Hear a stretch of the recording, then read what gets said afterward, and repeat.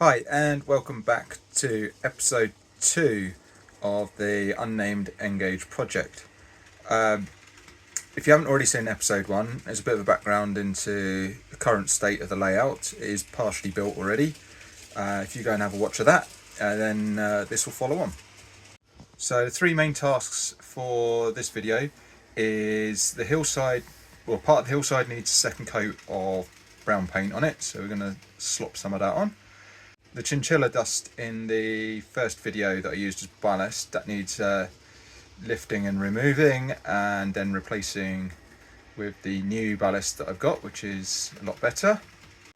And the third job, I'm already collecting rolling stock and locos for my next layout. This initial layout is mainly as a practice, so I can practice techniques ready for the main bigger layout that I'm going to build. Probably be another year or so till I start that, but I'm already collecting, as I said, I've already collecting locos and rolling stock, one of which is the Revolution 59-1 ARC loco, so that needs running in before it's put away, just to make sure there's no issues with it. I've already had a 59-0 come Yeoman Foster, and that ran perfectly well, so I'm expecting this to be exactly the same, as the Revolution locos are really good quality. So the loco I got was 59-104 Village of Great Elm in the ARC livery. At the moment we've only got 4 PTG wagons to run with it, so train looks a little bit short, but in time I'll collect more of these and we'll have a more prototypical train. As I said, the next layout's a way off yet, so I've got plenty of time to build up the stock. The loco itself is absolutely stunning. There is an enormous amount of detail on it. So it's got the working lights and everything. I may put a sound chip in it at some point, or it might just be straight DCC to start with on the new layout. But I'll give you some running shots of it.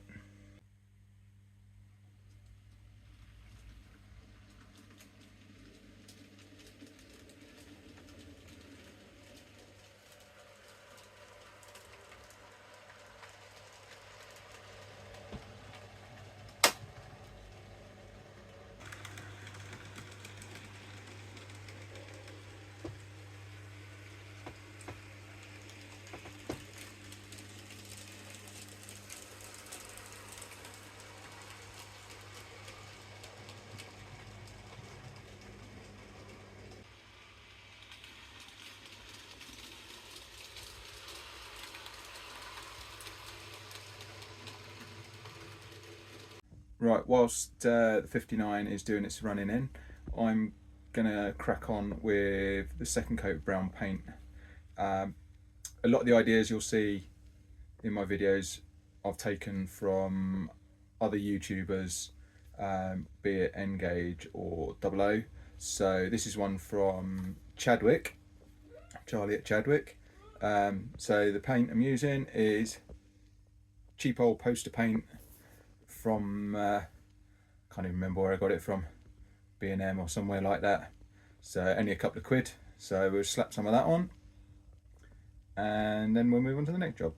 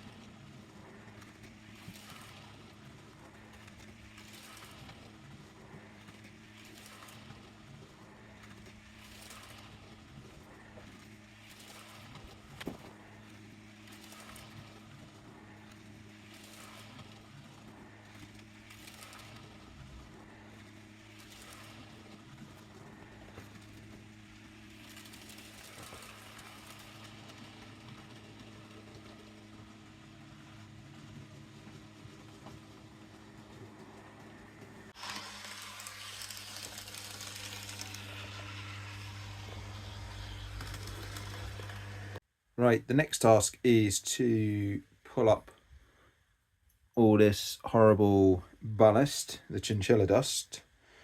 I have discovered the perfect tool for doing it. It is this. It's just one of these screwdrivers out of a fine set. It's the only one I've got left of the set, and it fits perfectly between the sleepers, as you can see here. So literally all we're going to do is chisel it all out. And it should hopefully come away in blocks, which it is. And then ever so often I'll run the hoover over it to lift all the loose stuff so I can see what I've got left to pull out. So I'll just do a little section here. So this is actually fairly well stuck down. And do a section all the way through so you can see what the whole lot looks like. When I've done the other sections, I've had the hoover going the whole time, but if I do that, you won't be able to hear a word I say.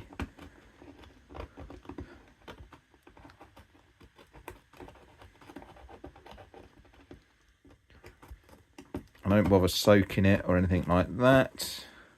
It just seems quicker to do it this way.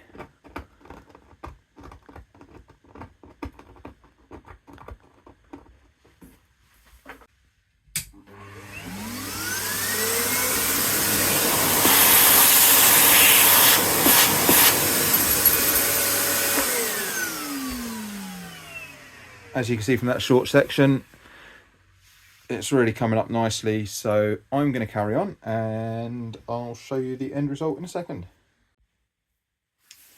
Right, that's all cleaned up. That's taken me about 20 minutes to dig that all out and hoover it up. I've not got rid of everything. There is obviously odd little bits and pieces here and there, but I'm not too bothered about that because that's all going to get covered up anyway. So next job is to put the new ballast down. Now there's a couple of tools I use for this. Well, I've got the ballast, which I've shown you before, which is Hilcote grade 0. I found it on eBay. I had someone on one of the Facebook groups tell me, well, it sent me a link to say where it was. So I've ordered some of that, although I've been back since and they don't seem to have as much available at the moment, so I don't know if they make it up in batches, but I imagine there'll be more available at some point. Right, so next job is to carefully pour some.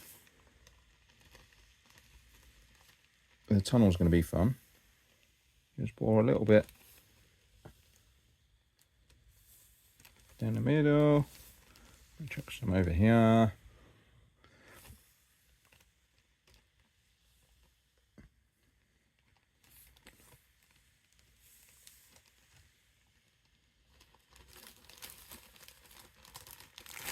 Right, that'll do. Next of all, just use a wide brush just to gently spread it out so it's where I want it. So,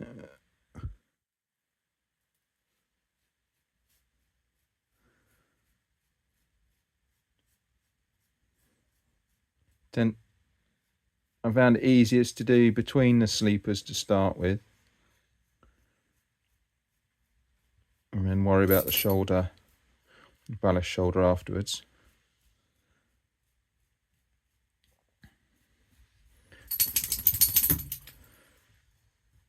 So you can just hear the dog shaking itself in.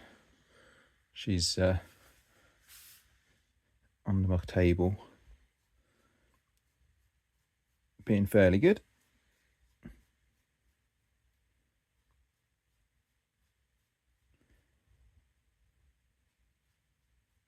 So I'm not too bothered about the odd stone sitting on top of the sleepers, because if you look at any pictures of the real railway, you will find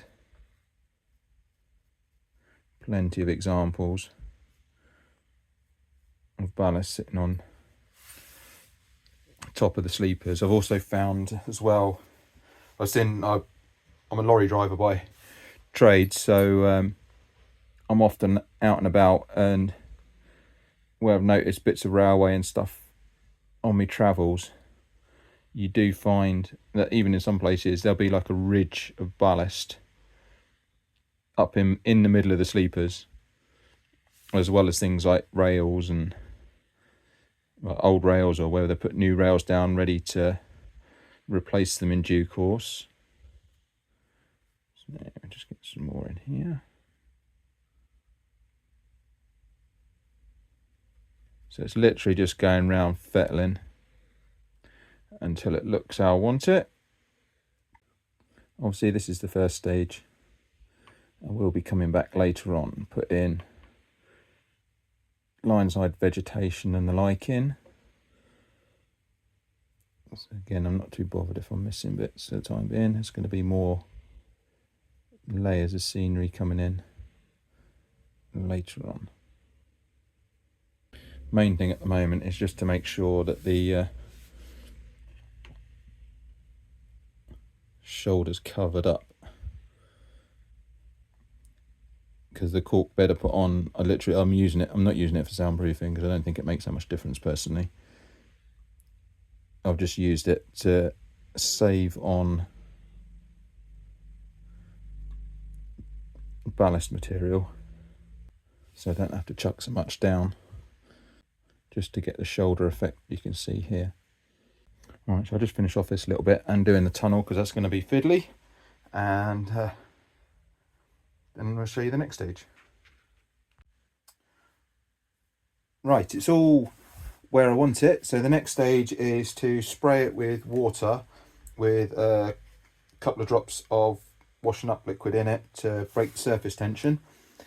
I found with spraying this ballast, because it's so fine, so small, if you get a water droplet fall on it, it will make a splash mark in it and you'll have to rearrange everything. So you want a really fine mist to spray it and give it a good soaking. So here we go.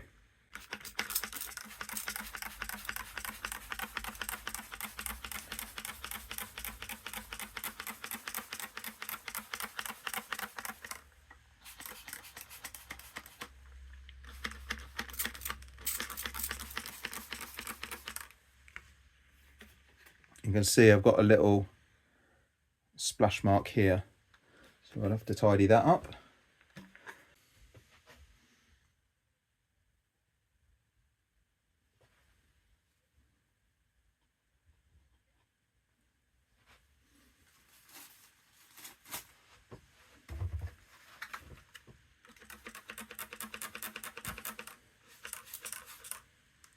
Right, now the final stage, glue. PVA mixed with water, 50-50. Again, a couple of drops of washing up liquid in there just to help break the surface tension. Just give this a stir because it's been sat a little while.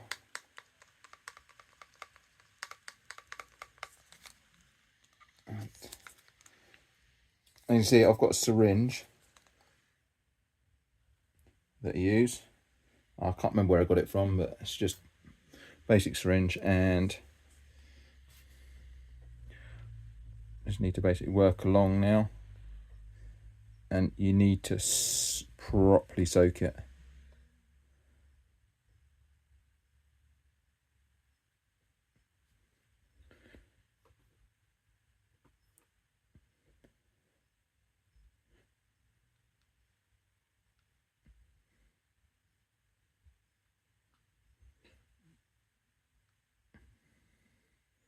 So I just try to drip it in. Again, I don't want to blast the syringe and wash the ballast out because it's all damp, sitting nicely now.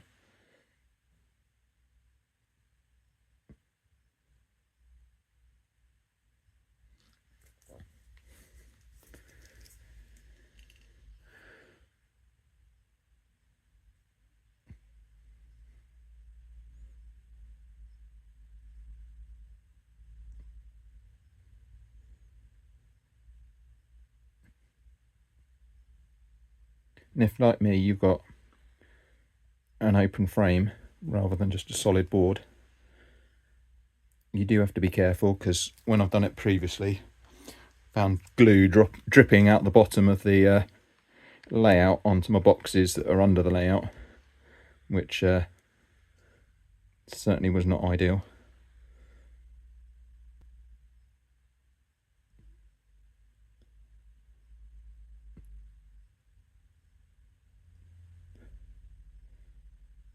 You can already see some of it soaking in, like over on this side. So it just needs to be left for a few days just to completely harden up, and then give the tracks a quick clean and chip off any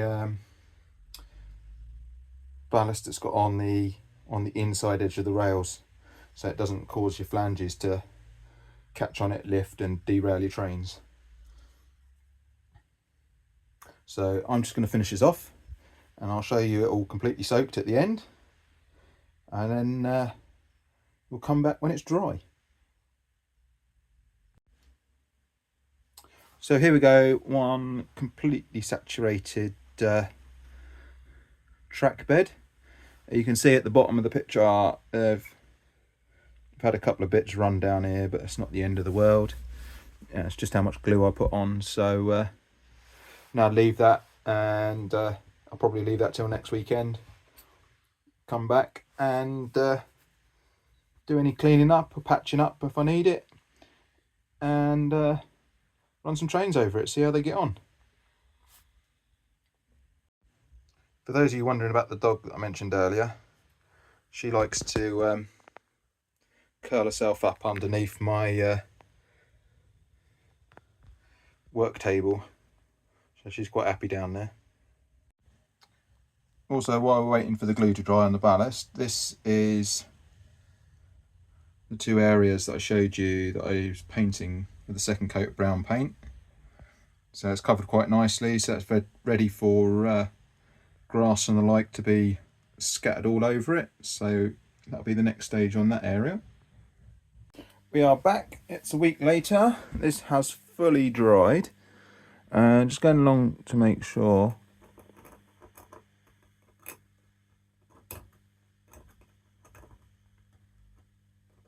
that we've got rid of any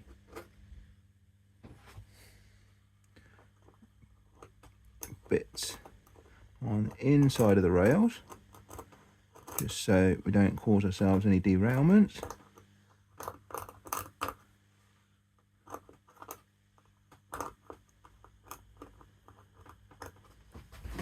Yeah, the rail's absolutely fine.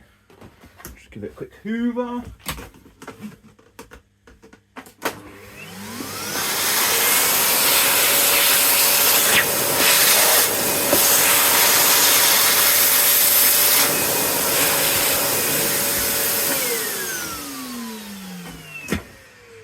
Just make sure there isn't any loose bits, and as I said, all I do is to clean the track is use a little bit of card.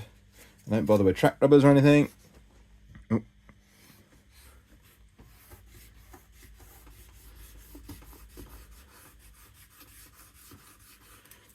The door on this room stays shut all the time, so the railway really doesn't pick up much dust. I'm quite lucky in that respect. So let's try to get in the tunnel a bit.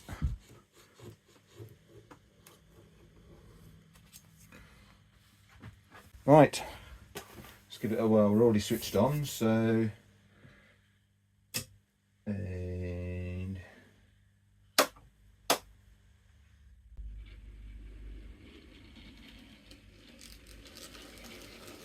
give 33 a little run over it.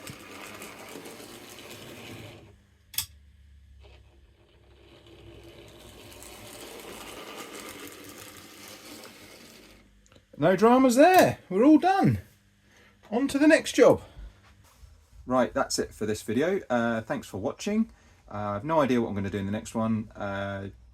Railway work, for me, generally whatever I fancy doing. I do need to get the second platform finished, and then I can ballast all through the station and get that done and out of the way. And that'll make a big difference to the appearance of the layout. And then we can work on some of the more scenic areas. If you've enjoyed this, please like the video and if you could subscribe as well, you'll obviously get the next one. Subscribing is free and it will help promote my channel greatly and be much appreciated. So thanks for watching again, and see you in the next video.